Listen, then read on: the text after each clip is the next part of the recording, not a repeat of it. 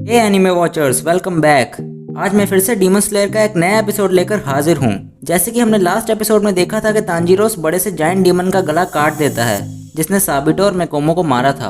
और आज हम आपको डीमन स्लेयर का एपिसोड नंबर 5 एक्सप्लेन करने वाले हैं।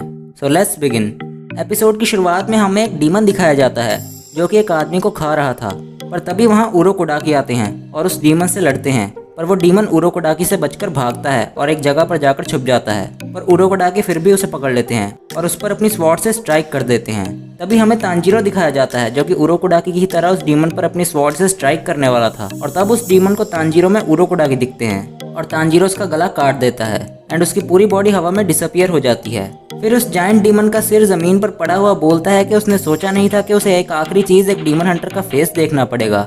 इसके बाद हमें एक छोटा बच्चा दिखाया जाता है और वो रोता हुआ कहता है कि वो बहुत डरा हुआ और अकेला है। भाई तुम कहाँ हो? मैं चाहता हूँ कि तुम मेरा हाथ पकड़ो जैसे तुम हमेशा पकड़ते हो। और वो कहता है कि मैंने क्यों तुम्हें खा लिया बड़े भाई। और तभी हमें उस बच्चे का डीमन फेस दिखाया जाता है और वो कहता है कि कौन बड़ा भाई। और तब हमें पता चलता है कि वो छोटा बच्चा और उरोकोडाकी जिस डीमन को मार रहे थे वो यही जायंट डीमन था। अब वो डीमन हमें यहाँ रोता हुआ दिखता है और तांजीरो उसका हाथ पकड़कर कहता है कि गॉड, जब अगली बार ये इंसान पैदा हो तो ध्यान रखना कि ये डीमन न बने। इसके बाद हमें साबिटो, मेकोमो और बाकी सारे स्टूडेंट्स बोल्डर के पास खड़े हुए दिखाए जाते हैं जो मर गए थे। तब तांजीरो की आवाज़ आती है और वो कहता है कि साबिटो, मेकोमो और बाकी सब जो मारे गए थे, मैं जीत गया और अब आप सब लोग आराम कर सकते हो। इसके बाद वो सब वहाँ से चले जाते हैं। फिर इसके बाद एक और डीमन तांजीरो के पीछे पड़ जाता है। तब तांजीरो उससे पूछता है कि मुझे बताओ कि एक इंसान जो डीमन में बदल गया हो उसे वापस इंसान में कैसे बदला जा सकता है। तभी वो डीमन उस पर अटैक करता है और तांजीरो उसका गला काट देता है। फिर और दो डीमन आते हैं और उनसे भी तांजीरो वही सेम सवाल पूछता है, पर उनसे भी उसे कुछ पता नहीं चल पाता और वो उन्हें भी मार देता है। इसके बाद वो फिर से वहीं पहुंच जाता है जहाँ से उसने शुरू किया था और वो देखता है कि यहाँ तो सिर्फ 4 ही लोग हैं और शुरू करते वक्त तो 20 लोग थे। तभी उसके साथ खड़ा हुआ लड़का बोल रहा था कि चाहे अभी वो बच भी गया हो मगर वो अंत में मरने ही वाला है। तभी वहाँ डीमन स्लेयर कॉर्प्स की मेंबर्स आती हैं और उनका वहाँ स्वागत करती हैं। तभी वहाँ खड़ा एक लड़का उनसे कहता है कि अब हमें क्या करना होगा और वो स्वॉर्ड मांगता है। तो वो उनसे कहती हैं कि सबसे पहले वो उनकी यूनिफॉर्म्स इशू करेंगी और उन्हें उनकी रैंक्स बताएंगी। वो कहती हैं कि पूरी 10 रैंक्स होती हैं और वो इस वक्त सबसे लोएस्ट रैंक पर हैं जो कि है मिजुनोटो। और वो कहती हैं कि आज वो उन्हें उनकी स्वॉर्ड्स के लिए और चुनने का मौका देंगी जिससे कि उनकी स्वॉर्ड्स बनकर तैयार होगी और उनकी स्वॉर्ड्स बनने में कम से कम 10 से 15 दिन का वक्त लगेगा। फिर वो सबको कासुगाए क्रो देती हैं जो कि कम्युनिकेशन का काम करेंगे। तभी तांजीरो के पास ही में खड़ा लड़का बोलता है, क्या तुमने कहा क्रो? पर ये तो एक स्पैरो है। तभी जो लड़का स्वॉर्ड मांग रहा था वो उस क्रू मेंबर के पास जाता है और उसके बाल पकड़कर उससे स्वॉर्ड मांगता है। तभी तांजीरो उसका हाथ पकड़कर बोलता है कि उस पर से अपना हाथ हटाओ नहीं तो मैं तुम्हारा हाथ तोड़ दूंगा।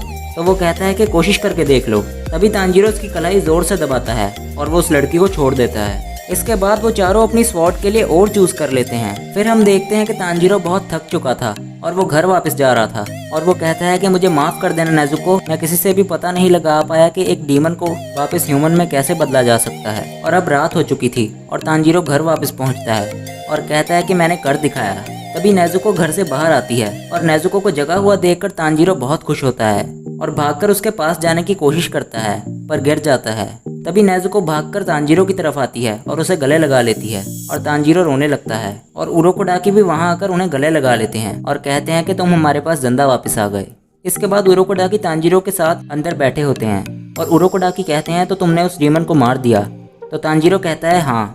वो कहते हैं कि ऐसे बहुत से डीमंस हैं जो एक स्पेशल स्पेल का यूज करते हैं जिसे वो ब्लड डीमन आर्ट कहते हैं जो कि सुपर नेचुरल एबिलिटीज होती हैं और अब से शायद तुम्हें उन डीमन से भी फाइट करनी होगी और उनसे लड़ना उन सब चीज़ों से भी ज़्यादा मुश्किल होगा जो कि अब तक तुम्हें पता है। फिर भी मैं जानता हूँ तांजीरो कि तुम सुरक्षित रहोगे। तांजीरो कहता है कि उसे लगता है कि नेजुको और डीमंस की तरह नहीं है। क्या ये ब्लड डीमन आर्ट की वजह से है?